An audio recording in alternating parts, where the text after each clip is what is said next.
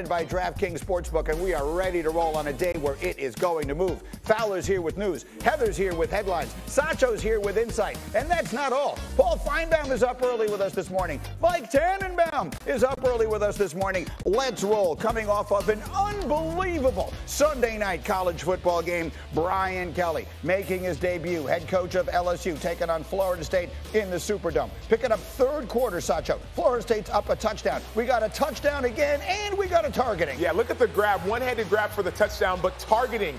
Forcible contact to the helmet, he'd be ejected. Yeah, Allie Gay with a hit. Wilson with a great one-handed catch. You see the hit on the helmet. Florida State in front by a score of 17-3. Fourth quarter, just over 4 minutes left. LSU not going away, down 2 touchdowns. But this is Jeray Jenkins. Jeray Jenkins, that's his second touchdown.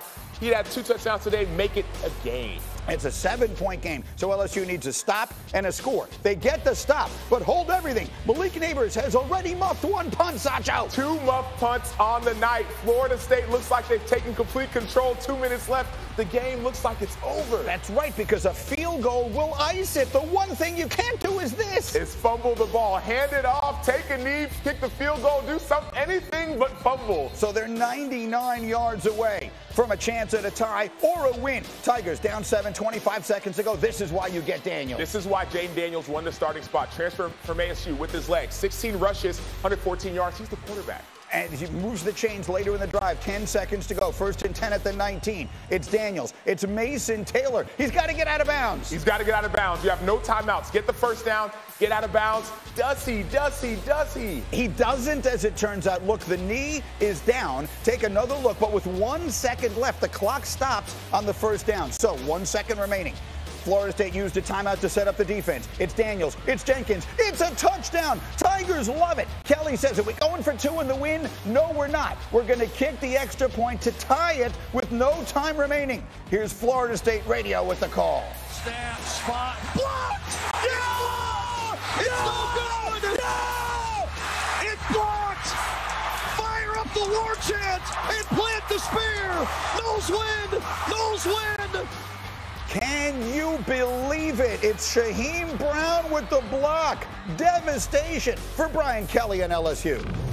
Look, I'm not here to, say we take any solace in a loss. That's not why I'm here at LSU to learn about great lessons in losses.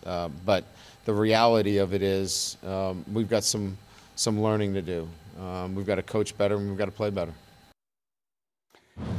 All right, let's talk about what they need to do better, and I will start with the mouth of the SEC himself, Paul Finebaum. I'm not even sure I understood what Coach Kelly was talking about there. No one thought he went to LSU to learn lessons. What's your number one takeaway from last night? LSU paid $10 million for that, Greeny. That was my takeaway at midnight last night, because it makes perfect sense to go for 2. He just went 99 yards. It was a perfect executed drive. And Florida State's defense is, forget on its heels. I mean, they're on their back. And do you want to keep playing when you've played that poorly? No. And you don't want to put it in the hands of the special teams, because you've already had 2 muff punts. You've had a blocked field goal. Of course you go for 2. I think it's the simplest call in the world, but Brian Kelly, being somewhat conservative, he immediately put up the 1. Brian, you're not in the NFL. This is college football. Put the dagger in. What did you think of it, Heather? Going for the 2 there. I have to admit, I agree with Paul. The way sometimes you have to judge these things based on the way the game is going, and he has all the momentum in the world moving right down the field. What did you think of the decision? Well, I think whether you go for it or not, the bottom line is nobody at LSU should be surprised by this, Greeny, because anyone who paid attention to Brian Kelly last year, this was deja vu. When he was head coach at Notre Dame, he struggled against Florida State in the season opener the exact same way. Notre Dame was lucky to beat Florida State in overtime last year.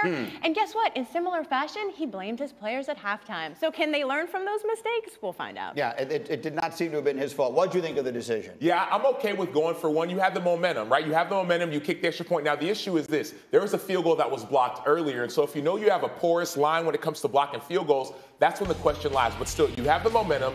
You kick the extra point. It's 90% of the time, 95% of the time you're making that. Make the extra point. You have the momentum going into overtime. Obviously, this decision backfired. Yeah, and listen, I mean, at the end of the day, maybe the decision not to go for the 2, if you disagree with it, masks a lot of the other stuff.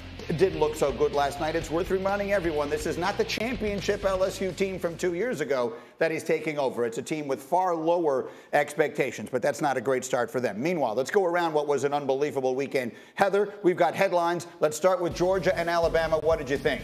Greeny, I thought that those two teams did exactly what they were supposed to do. They dominated lesser competition, and these two teams are going to be in the college football playoff. Go ahead and pencil it in. One of the most impressive things was Stetson Bennett. He's the first Georgia player in the last 25 years to have an 80% completion percentage.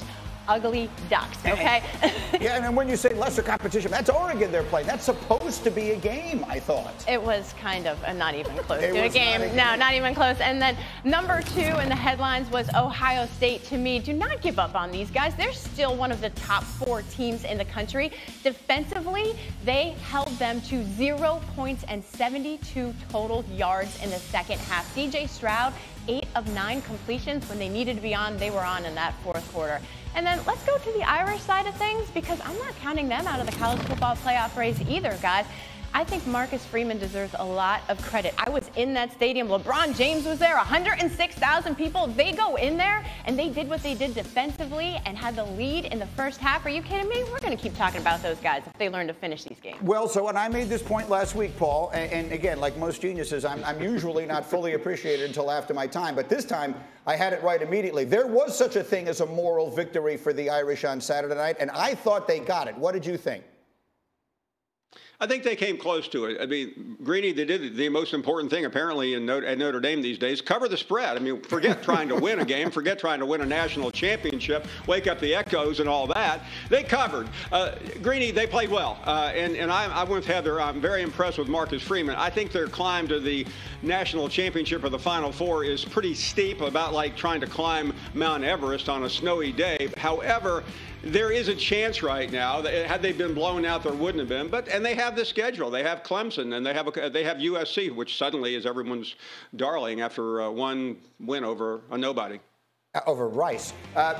So let's get into this for a second here, because if Ohio State's offense, Sacho, winds up being this season what we think it's going to be, which is to say, if they do score 50 points a game every week or most weeks after this, then this Notre Dame game, when it's all said and done, I think might wind up looking pretty good for them. It absolutely will. Ohio State was the number 1 offense last year in points and in total yards. They're going to be most likely the number 1 offense again this year. Notre Dame, that looked like an NFL defense. I mean, they were playing sound football. That's what you do. You talk about Patrick Mahomes, have 2 high safeties. Like, they made Ohio State work for every single thing that they got. You saw a change of game plan towards the second half. A lot more running, a lot more stretch plays. And so for me, Notre Dame really came out, yes, they lost, but we're not going to forget about them. They have an opportunity in the middle of the season. We talked about Clemson, North Carolina, and at the end of the season with USC to still make a playoff run. All right, everybody stay close, because we have a lot more to do on this college opening weekend here, including, Paul, I'm going to throw a couple of thoughts at you, and we'll see if any of them make you want to call me an idiot on this Labor Day morning. We'll do that. But bear in mind, we are 3 days away from the start of the National Football League season, which kicks off on Thursday night with Matthew Stafford, elbows okay, by the way, and the defending Super Bowl champs hosting